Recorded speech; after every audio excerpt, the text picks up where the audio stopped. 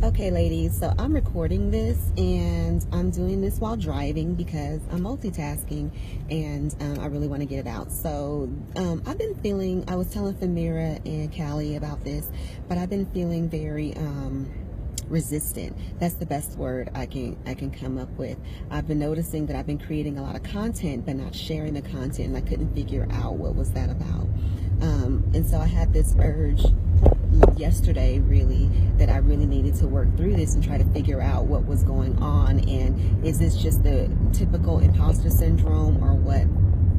But it was really bothering me because I know better, but I couldn't do better, and I couldn't figure out why. So one of the things that I was called to do this morning was to just really spend time in meditation and not spending time in creation. And not meditation in the traditional sense, but just really spend time on my altar and spend time thinking and connecting with God and my goddesses and my pantheon and figure out what I need to do. So this morning, I have my altar is in my bedroom. It's on my bedside, and I have a wing-back chair that sits there as well. And that's one of my favorite spaces, just to sit and drink coffee and be contemplative. And so this morning I was drinking my coffee, and I had this vision that just kind of popped in my head of call. And for those of you guys that don't know what call is, it's the sometimes it's almost like it's the amniotic sac that very rarely babies are born out of the womb with it on, and if they're born with their call intact, it's said to have to be supernatural and to have a protection, a spiritual protection, also a spiritual calling on that baby, and that's like a very rare and special and mystical thing for a baby to be born in its call. And so as I was sitting in my chair, I kept seeing, I felt this image and this just knowing that what I felt as resistance is really a call around me. And when I started to, and I was like, what is that about? So I did a quick research about what is the symbolism of call, like why would I see this kind of in a day vision? And it talked about being protected and also not only protected but being marked. And so I was like, okay, that's interesting. And so I sat at my altar, and I think I was talking with Famira yesterday, and she was talking about how she was pulling her cards as well. And I told her, I'm like, oh, I really need to pull my cards. I haven't done it in a while, or it's been very tactical about how do I do X, Y, Z versus really being open to a fuller and bigger message. And so I pulled my card. So I was sitting at my altar getting ready to pull my cards. And as I was sitting at my altar, I prayed. And usually I pray to the full pantheon, you know, God, my orishas, my angels, my ancestors, the spirits, like the whole ginormous pantheon. And it kept coming to me not to call to my pantheon, but to call to the goddesses, and more specifically my mothers. That's who I was called to invoke this morning. So I'm on my way to work. I just pulled up to work. So let me pause for a second because I need to get myself into the gate. But I'm gonna keep talking, y'all. This is my everyday life. And so I invoked the mothers, and I was called to do a 4-card spread. Now, I am not an oracle guru in any sense of the word, so I wasn't sure even what this spread was supposed to be, except that I knew that I was supposed to pull 4 cards. And the first card was supposed to be about what my present day challenges are. And then the next 3 cards I thought at first were going to be my past, present, and future. So I pulled the cards and I got 4 cards. Let me see if I can do them from the top of my head. If not, I'm going to post a picture of them. But one was, this is not in any particular order. I'm going to try to remember the order. One was Neja, which is a Norse Scandinavian goddess with this, I believe, tied to fertility and some other things. The second one was, I'm gonna jack up all the names, but basically it was a Buddhist water goddess. The third one was a Hawaiian goddess, and then the fourth one was just to Mother Earth.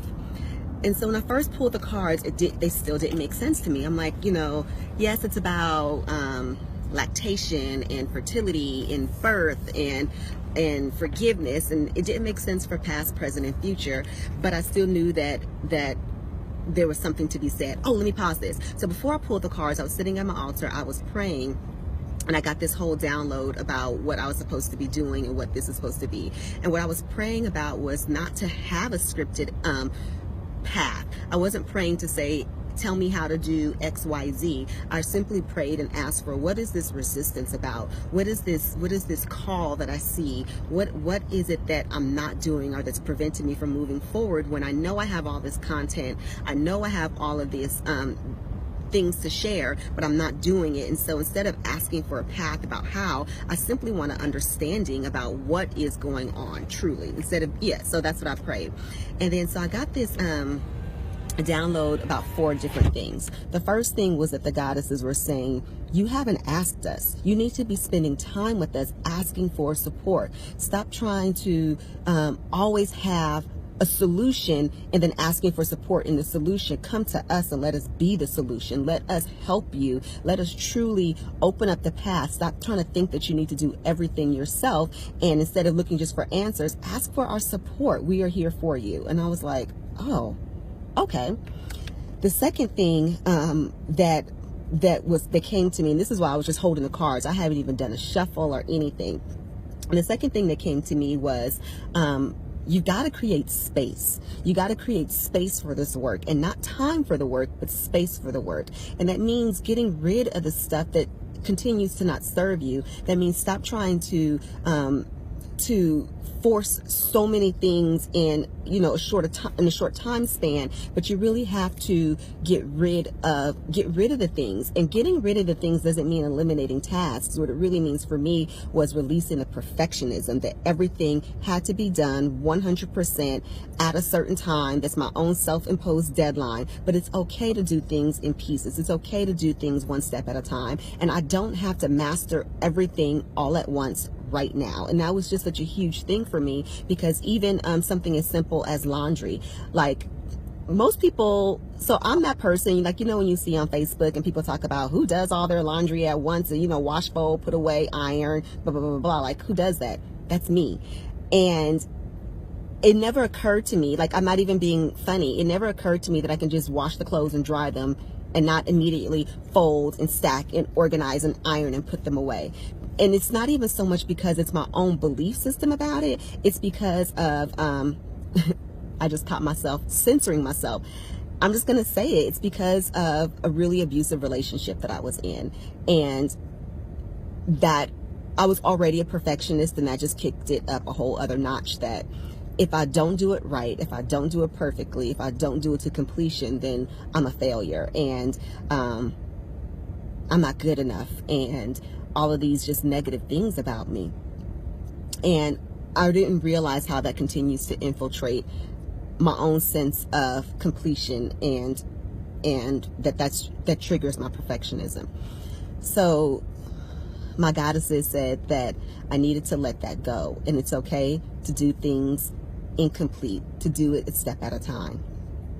And then in that I will create space to do the work and to show up in the work.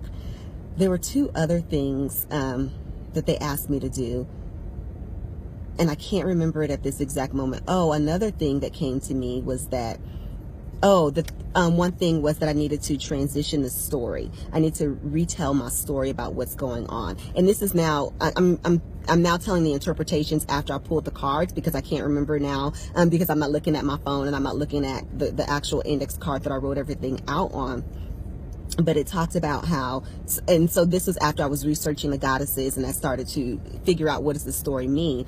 All of this to say that the message that came to me was that truly what's happening is that I am in a birth process. This is not about me being resistant. This is not about me not doing the work. This is not about me having imposter syndrome. This is not about me not showing up, but instead it's an awareness that I am in a birth process. And when you're in the birth process and when you're going through the birth canal, it can seem dark and it can seem scary and it can seem constricting, but really what it is that you are going from one plane to the next plane, and sometimes the contractions are coming and the tightness is coming, and all we have to do is trust that that's what's happening, and all we have to do is to allow space and allow grace to do what it does, and to not fight yourself and not be upset and angry with yourself about what's going on, but to realize that that's what's happening. And so I realize that that's what I'm going through right now. And my only job is to go with the flow, to not fight it, to not try to force the birth faster than it needs to be, but it also means that I can't retreat either. That when I'm literally in the canal right now and I can't retreat, so I can't go backwards, and I have to let the contractions to continue to move me and to gain momentum. And that's really where I am. And that's why I keep seeing this image of me being birthed with the call on my face. And this is where all of these symbols of these goddesses and the birthing process and the sweetness of life. And I'm literally being birthed from Oya, which is the destroyer and the protector and the master of the darkness, to being able to move into Oshun, which is my next phase, which is about the sweetness of life and being able to truly step into all of that is. So I told Famira yesterday about this dream I had where my boo was proposing to me, and we were at this women's retreat, and in this proposal, all of these women from my past, like all the people that I've slept with over the last couple years, and then some people that I slept with like in my way past were there, and I couldn't figure out what this was about in my real life, because I'm not tempted and I'm not interested in being with any of them, so I couldn't figure out why all of these people from my past was there. And she said, well, maybe you need to sit on it, or maybe there's something you are not embracing in your current relationship. And in the dream, my boo proposed to me with this foil ring, and I didn't like the ring, but I also didn't care, because it was, she wanted me and she chose me and I chose her, and I was proud to be with her, but I couldn't figure out what was the symbolism of all these women. So this morning when I was sitting at my altar and realizing that I'm telling myself my birth story, I realized that all of those people were coming up just to remind me of my transition, and I'm transitioning literally from my past to my future. And that was just a reminder that that I'm transitioning. It wasn't about temptation or desire or feeling like I'm lacking. It was simply a reminder that I'm transitioning. So that's where I am right now. There's so much more to be done in terms of this practice and in terms of the work that I'm called to do. But right now, what I'm committing to doing is to showing up and truly listening and being open to my goddesses every single day, at least for the next 30 days, and reestablishing that practice as a regular thing, and a practice, a contemplative practice, not just a ritual of altar, rite, etc. So to really be contemplative and to be open and to listen. So that's my story. That's what's been on my mind. I just pulled up to work, about to throw on some makeup and keep it going. Love you, ladies.